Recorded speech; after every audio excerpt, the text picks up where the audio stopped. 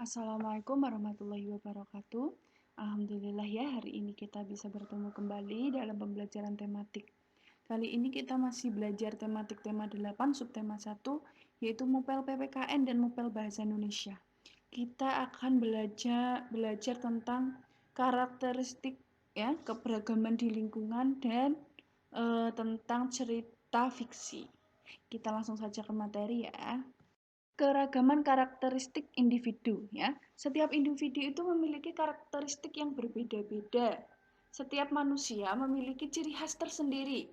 Perbedaan pada setiap karakteristik individu disebut keberagaman karakteristik.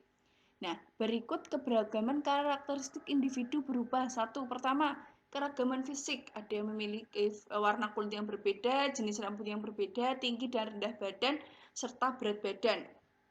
Yang kedua, tentang kegemaran ya. Keragaman kegemaran. Setiap orang itu memiliki kesukaan atau kegemaran sendiri-sendiri. Ada yang hobinya memasak, ada hobinya traveling dan yang lain sebagainya. Lalu keragaman sifat. Setiap individu, setiap orang itu memiliki sifat yang berbeda-beda ya. Tapi dengan adanya keragaman semua itu kita harus tetap bersatu menjaga keutuhan dan kesatuan Republik Indonesia.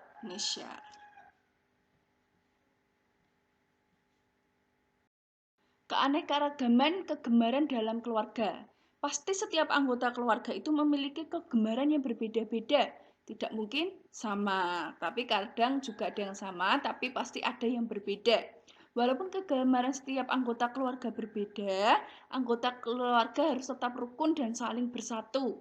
Adanya perbedaan dalam kegemaran membuat suasana rumah menjadi ramai, ya. Karena berbeda-beda, misalnya Mas Bara, ya, itu hobinya bermain sepeda, ayah berlari, misalnya seperti itu kegemarannya olahraga ya. Nah, untuk bisa olahraga bersama, akhirnya Mas Bara naik sepedanya dan ayah berlari, tapi tetap bisa olahraga bersama. Nah, akhirnya itu yang menjalin keluarga itu tetap rukun dan saling bersatu. Nah, tugas untuk anak-anak, silahkan coba cari tahu kegemaran keluarga kalian dengan cara mewawancari keluarga kalian. Isikan hasilnya pada tabel halaman 30. Misalnya nomor 1. Ibu hobinya apa? Memasak, misalnya seperti itu. Ditulis kegemarannya memasak, seperti itu ya. Nah, nanti hasilnya difotokan, dikirim ke Bu Shirley. Ya, jangan lupa dikumpulkan ya tugasnya ya.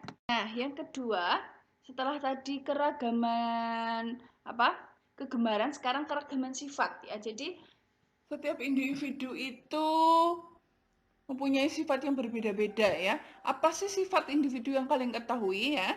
Nah, jadi banyak sekali macam beragam sifat individu ya.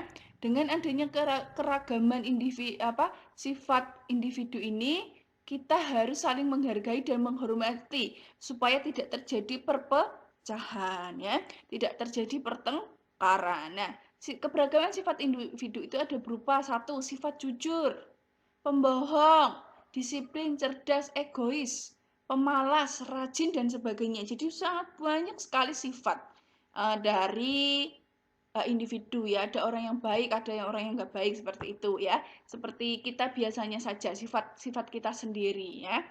Nah, sekarang kalian coba amati gambar keberagaman individu pada halaman 38.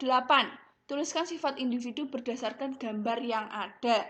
Yang pertama itu anak laki-laki sedang menyapu, berarti dia bersifat rajin ya, rajin bersih-bersih.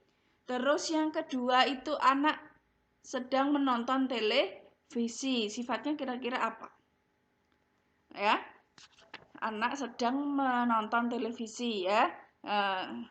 Sifatnya adalah misalnya dia pemalas, misalnya seperti itu.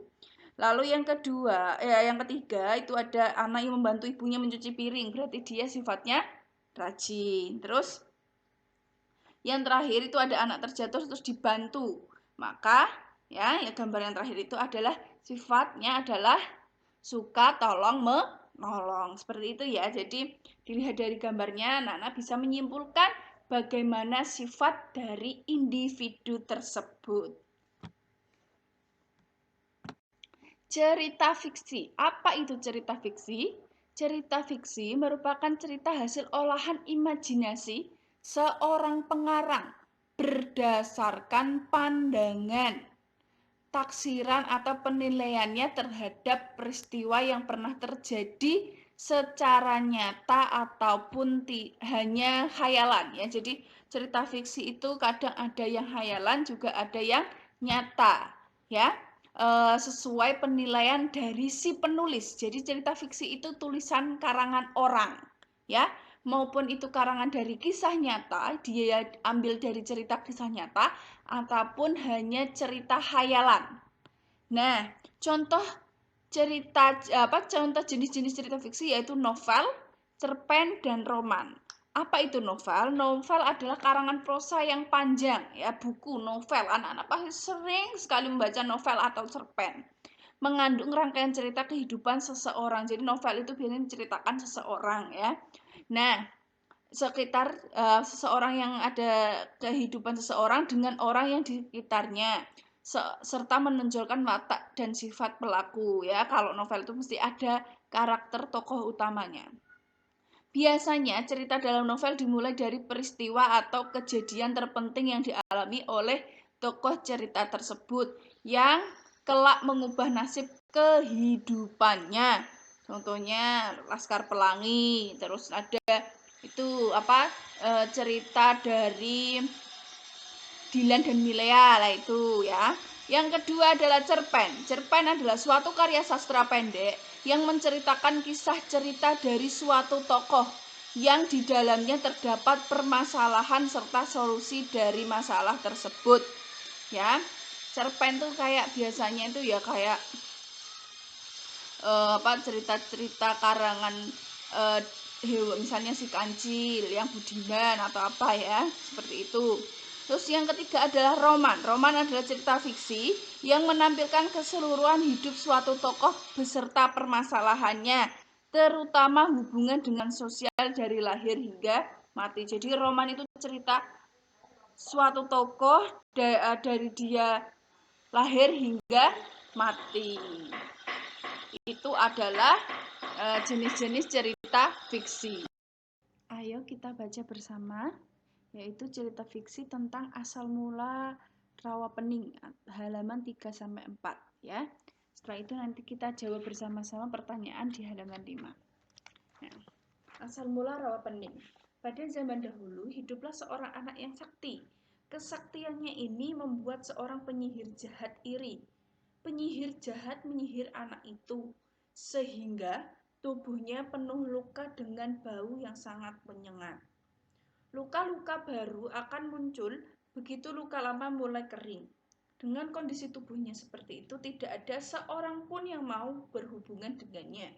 Jangankan bertegur sapa, berdekatan saja tidak mau, mereka takut tertular. Suatu hari, anak tersebut bermimpi ada seorang perempuan tua yang dapat menyembuhkan penyakitnya. Ia pun berkelana mencari perempuan tua dalam mimpinya tersebut. Di setiap kampung ia ditolak, ya.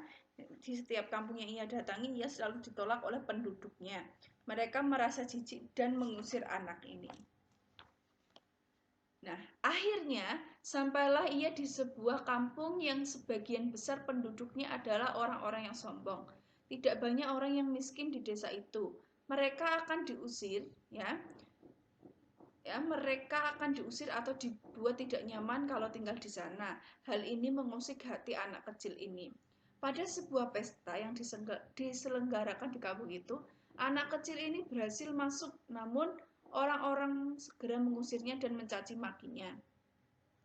Ia langsung diseret keluar. Pada saat terseret, ia berpesan kepada orang-orang itu supaya lebih memperhatikan orang tak punya. Mendengar kata-kata itu, beberapa orang makin marah, bahkan meludahinya. Anak-anak itu merasa terluka dengan perlakuan orang-orang tersebut. Lalu ia menancapkan sebuah lidi di tanah dan berkata, "Tak ada seorang pun yang bisa mencabut lidi ini dari tanah. Hanya aku yang bisa melakukannya." Orang-orang tersebut pun meragukan ucapan anak tersebut. Mereka pun mencoba mencabut lidi tersebut, namun tak seorang pun dapat melakukannya. Dalam beberapa hari, lidi itu tak bisa tercabut. Suatu hari, secara diam-diam, anak itu datang dan mencabut lidi itu tanpa sepengetahuan orang-orang di kampung tersebut. Ada seorang warga yang melihatnya dan melaporkan kepada warga yang lain. Dari tempat lidi itu dicabut, mengalirlah mata air. Semakin lama, air semakin deras. Air menenggelamkan daerah tersebut, sehingga daerah tersebut disebut kini menjadi namanya Telaga Rawapening. Tidak ada yang selamat dari musibah itu kecuali, ya, jadi seluruh penduduk desanya itu tenggelam, ya, tidak ada yang selamat di daerah itu kecuali nenek atau perempuan tua, ya, yang sudah baik hati memberinya tempat tinggal dan merawatnya. Secara ajaib penyakit kulit anak itu pun sembuh. Namun si penyihir jahatnya yang telah menyihir si anak tadi tidak terima dengan kesembuhan anak itu. Kemudian ia menyihir anak itu menjadi seekor ular dengan sebuah kalung genta di lehernya. Konon ular itu sering keluar dari sarangnya pada tengah malam. Setiap kali bergerak, denting kalung di leher berbunyi kelentang-kelenting. Bunyi inilah yang kemudian membuatnya dinamakan Baru Kelinting. Kemudian kemunculan ular itu diyakini masyarakat sebagai tanda keberuntungan bagi nelayan yang tidak mendapatkan ikan. Kini Rawapening menjadi salah satu objek wisata yang populer di Jawa Tengah. Jadi objek wisata Telaga Rawapening itu berada di daerah Ambarawa, Jawa Tengah. Nah, sekarang kita jawab pertanyaan yang ada di halaman 5 ya. Siapa saja tokoh yang terdapat dalam cerita tersebut? Yang pertama penyihir jahat, perempuan tua dan seorang anak sakti yang bernama Baru Kelinting. Yang kedua, mengapa anak kecil dalam cerita tersebut dijauhi warga karena tubuhnya penuh luka dengan bau yang sangat menyengat. Nomor 3, apa yang terjadi setelah anak tersebut mencabut lidi yang tertancap di tanah? Yaitu keluarlah mata air mengalir deras dan menenggelamkan daerah tersebut. Yang keempat, siapa yang menyembuhkan penyakit kulit anak tersebut? Yaitu perempuan tua yang baik hati. Nomor 5, apa yang terjadi setelah anak tersebut dikutuk oleh penyihir? Yang terjadi anak itu menjadi ular yang sangat besar dan dinamai Baru Kelinting. Jadi itu jawabannya ya, anak-anak bisa menuliskan jawabannya di halaman 5. Alhamdulillah, itu yang bisa Bu Sari sampaikan untuk pembelajaran tematik hari ini. Semoga bermanfaat untuk anak-anakku sekalian. Ya, terus latihan membaca supaya anak-anak bisa memahami ide pokok informasi yang ada di bacaan tersebut ya. Jangan lupa banyak membaca. Oke, itu saja dari Bu Sherly. Wassalamualaikum warahmatullahi wabarakatuh.